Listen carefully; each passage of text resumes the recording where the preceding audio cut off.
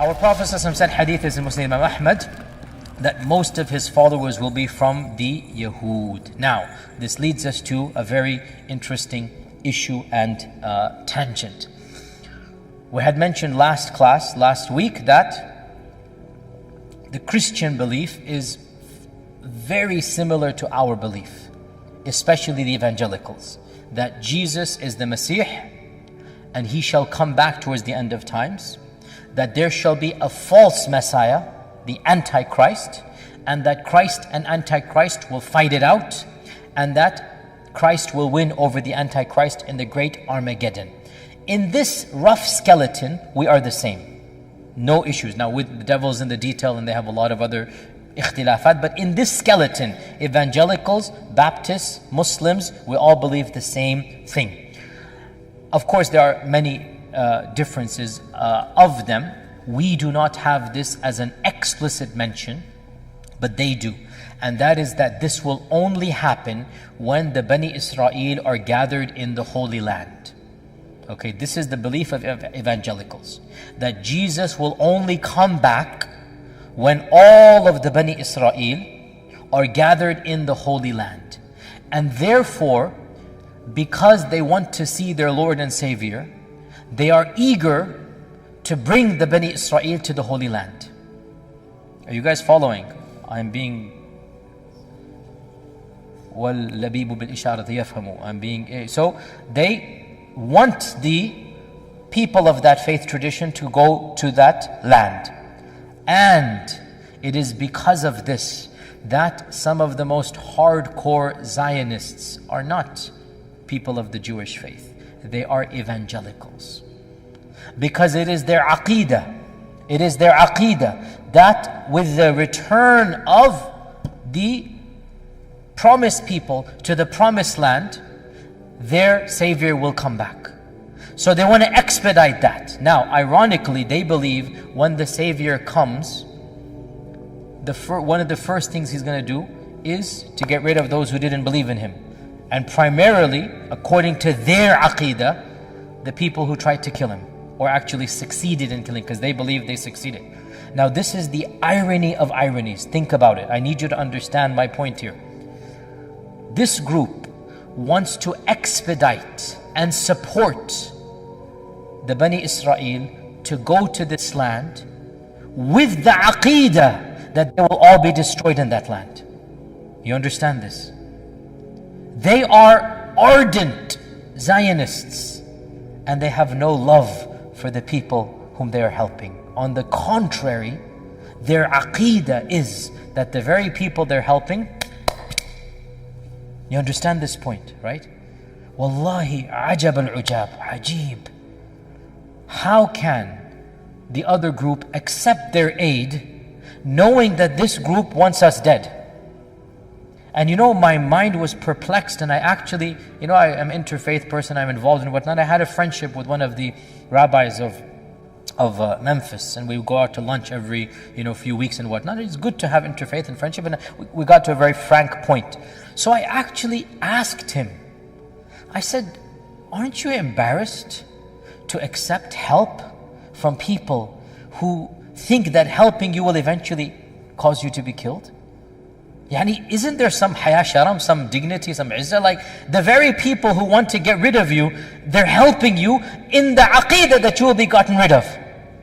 And he just smirked. He goes, well, that's their belief. If they want to throw money and power at us, then we don't believe it's going to happen. It's basically, he said in a nutshell, if they're foolish enough to believe it, that's their business. We're going to still accept their power and help. So we have to understand this point, O Muslims. The people who are supporting this guy in the White House, right? This whole move to Jerusalem, the capital, whatnot. This is all a tactical decision. He might be a blabbering idiot, but he is a tactical blabbering idiot. He knows what he's doing. He is feeding his base.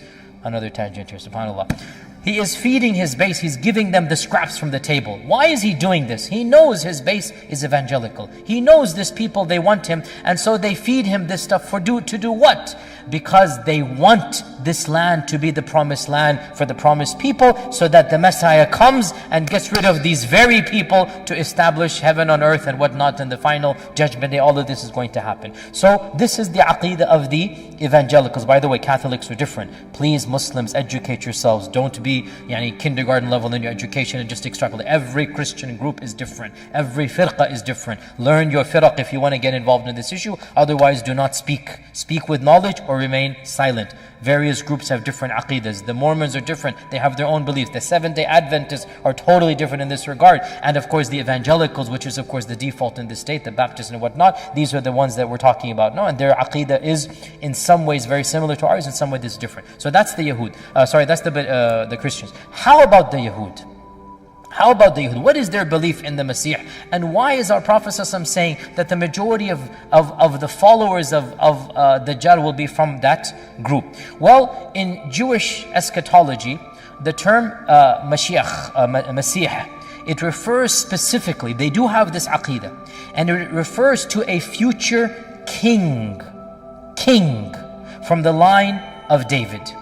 Okay? So, mainstream Jewish belief is that there will be a person from the line of David, from the descendants of Dawood, who will be a king, and he will be anointed, Masih. He will be anointed with holy oil, and he will bring in the messianic age. He will bring in the end of times. So, the Masih in their aqidah is called the King Masih. Malach Mashiach. Malach Mashiach. The King Masih. Because for them, the Masih is a political figure, not a religious reformer. Okay? For them it was, the Masih is a one of power and politics, and not somebody who comes tazkiyatun nafs, and Isa is coming and telling them, ubashirukum, and giving you glad tidings. The bushra is the evangelion, or the evangelical, the Injil evangelical. By the way, evangelical and Injil, the same term. Injil is Injil, the good tidings. The evangelical, that's where it comes from. So the Masih in Jewish folklore is a king from the line of Dawood, who will bring about the restoration of the status of the Israelites and reconstruct the temple of Israel. Okay? So they do believe in the Masih as a political figure, and who will bring back the kingdom of who? Of Dawood. And this has been a mainstream of ancient, medieval, and even some modern Jewish movements, as we're going to come to right now. And that is why, dear Muslims, when the Masih Isa came and he began preaching to the Bani Israel, and he claimed he was the Masih, the Yahud did not care about a Masih that's a spiritual reformer. They wanted a Masih who is what? Who is a king. And so when they found out that this person is not a king, they went and complained to the king, to the Roman emperor, and they said, we have a man who is claiming to be the king of the Israelites. Did Isa claim to be king? Hello, did Isa claim to be king? Why did the Yahud say he's claiming to be king? Are you guys following this? Because he claimed to be the Masih, and in the eyes of the Yahud, the Masih is who? The king. And so, what happened with Pontius Pilate, what happened with them happened, and they said, oh, this is a political agitator. They would not have cared if Jesus said he's a religious reformer. They didn't care. What is there to do with a religious reformer? But they did worry that he's claiming to be a king. They don't want any political trouble. And that's why what happened. And so they then went to arrest him. And then what happened, we will talk maybe in another lecture. What do we Muslims believe, and what are the various theories out there? But anyway, now you understand that issue. Now the issue we need to come back to is that belief in the advent of the Masih was a mainstream of Jewish theology, and for them the Masih will bring back the power and the izzah of the kingdom of David that used to be. And therefore, when the single greatest theologian of Jewish law and Jewish theology, there is only one that is Shaykhul Islam amongst them. There is one amongst them in all of their history that they consider to be the greatest Jewish mind, and that is the Jewish theologian, the most famous in the history of Judaism. Anybody? Yes, very good, but who? Oh Muslims, you should know this name because he was an Arab, meaning he spoke Arabic, that's what I mean. He lived in the lands of Muslims. He spoke Arabic more fluently than any language. He wrote in Arabic. And, totally different tangent. Why am I going to these tangents? There is a theory that for a period of his life he was a Muslim because he studied in a madrasa, he memorized portions of the Quran, he studied fiqh and aqidah in the Islamic tradition, because back in those days, all universities were run by Muslims. Back in those days, if you go to university here, right, you go to UTD or SMU or something, they tell you you must take American history, you must take political science, these are the required courses, right? You cannot graduate in this country without taking these courses, right? Well, once upon a time, if you wanted to go to any university and study engineering or medicine or optics, you would have to study Fiqh 101, basics of Sharia. Okay, you'd have to study tafsir of the Quran. I'm not joking. This is exactly what needed to be done.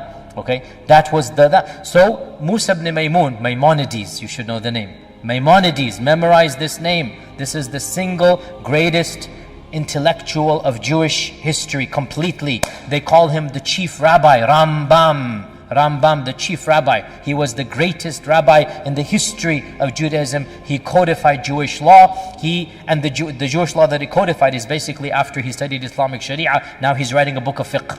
Okay, and he is the first and most important Jewish figure to write a book of aqidah, the book of theology. He wrote a book of theology and he summarized it in 13 points, and he called it the 13 principles of Iman. 13 principles of Iman. Why did he summarize aqidah? Because he studied aqidah from the Muslims, and now he wants to do the same for the Jewish faith. And so Jewish aqidah, when it comes to many things, is actually coming from the philosophy of Ibn Rushd, Averroes and others, because Musa ibn Maimonides and Averroes were basically coming from the same philosophical strand. Anyway, back to our topic. So, Musa ibn Maimonides wrote a book called the 13 Principles of Faith. By the way, you can look it up, it's translated into English. And each principle begins with the phrase, Ani ma'min, ana mu'min, ana mu'min, ana mu'min, ani ma'min in Hebrew. Ana mu'min, this, I believe in this, I believe in this, I believe in this. The 12th principle of these 13, and I quote from the translation, my Hebrew is too weak to actually read it to you, I'm not going to embarrass you with that, but I quote from the translation, I believe with full faith, ani ma'min, ana mu'min, in the coming of the Messiah. This is in the aqidah of Maimonides, which is the standard aqidah of the Jewish peoples up until our times. He is the only one who has codified to that level, aqidah and fiqh. I believe with full faith, yaqeen, certainty in the coming of the Messiah, and even though he delays, with all that delay, I eagerly await his arrival, every day anticipating his arrival. This is the aqidah of Maimonides that the Yahud would memorize, that they still believe to this day. And as I have mentioned to you earlier, when you have a religion whose values become so watered down that they don't stand for anything, the very people say, what is this? It's not a religion anymore. And they will go back to an actual religion. And this is a big warning to those amongst the Muslim community who are flirting with progressive Islam. When Islam becomes the flavor of the month, then you have no Islam left. then what is the purpose of being a Muslim? When the halal becomes what is politically correct, and the haram becomes what is politically incorrect, and you have no backbone to stand on, and you think you are preserving your faith, in reality you are losing it. Your children will not have any faith. What do you have left anymore? Our faith is not based upon the whims of society around us. We have the Quran, we have our Sharia, we have the Wahy from Allah. Now I'm not saying we have to be intransigent. No, our ulama, especially our forward-thinking ulama, have to navigate the flow. Where there's allowance, we will take it. But where there is none, we will not take it. Where there's a red line, we do not go that area. So that's a point we learn. In the 1960s, 70s, there was a massive, as I said, almost everybody is going reform. Their own children began rejecting it. And they said, what is this? There's nothing there. There is no, to be reformed, you can be atheist. You can deny God. There's no Sharia. You can eat pork and whatnot. And there's like, what is left of my Jewishness? They will say, what is left if there's nothing? So there's going back to the asl. And the asl is Orthodox. That is the hardcore literalism. Now, within Orthodox, there are many strands. And of course, you have the Hasidic Orthodox. You are all familiar with the Hasidic, H-A-S-I-D-H, the Hasidic. And the Hasidic in particular is a strand of Orthodox. They have a very strong and passionate belief about the coming of the Messiah, that is very imminent, just about to appear. And they believe, and this is important again, that the more pious they are, the more quickly the Messiah will come. And that explains their fervousness. That explains their ultra, literalism. Right? They want to be, the more pious they are, so the more faithful they are, the faster will come the Messiah. Right? And so they are very, very hardcore about this. And within Hasidism, so this is, I'm teaching you the firaq within Orthodox Judaism, okay? By the way, Reform does not believe in the Messiah. It's completely, obviously, right? Reform doesn't believe. Conservatives, mushkila with them is they don't really have La ilaha ula wa la ilaha ula mudabdabin. They don't have, the conservatives, they don't really have a platform per se, because at least with the Orthodox, they're hardcore. Like everything is all the way, right? The Reform, nothing, throw everything out the window. The conservatives, they don't really have a platform. Some here, some there. How do you decide? Each conservative strand has its own issue. So, amongst the conservatives, some of them believe in the Messiah, some of them don't. Amongst the Orthodox, they all believe in the Messiah. Is that clear? Right? That's why they're still Orthodox. They believe in the coming of the Messiah. The Hasidics are of the most messianic amongst them. And within Hasidism, there is the most prominent stand of Hasidism is called the Chabad, C-H-A-B-D, the Chabad movement, the Chabad, the Chabad movement. The Chabad movement in particular is the most messianic, so much so, the greatest, one of the greatest Jewish figures of our times, an American born in Russia, migrated after Germany coming here. He died in 1994. His name was Rabbi Menachem Mendel Schneerson, one of the most famous rabbis, presidents from, I even forgot who is it, Ford or whatever onwards, they would have a regular, he was like America's rabbi of the Orthodox community. Of course, he's passed away 1994. His followers began to claim that that person is the Messiah. Like that's how imminent it is. Still to this day, some of his followers believe that the rabbi did not die, that he is still alive in hiding, which sounds similar to other groups, which is why similarities are made between that group and this group, but that is again besides this point. So the point being, belief in Messiah is common amongst the Yahud. Therefore, do you think it is surprising when towards the end of time somebody with power comes and claims to be the Messiah, and he is from that background? Is it surprising that lots of people will then accept that claim? It makes sense. You now understand why our Prophet ﷺ said that many of his followers will be of that group. Now, important point. Our Prophet ﷺ did not say many of that group will be his followers. Big difference. It is possible that many of that group many of the Jews will recognize truth and falsehood. It is possible. But from those who choose to follow him, many will be from that background. You understand the difference, right? Large circle, Venn diagram, small circle. Get the point.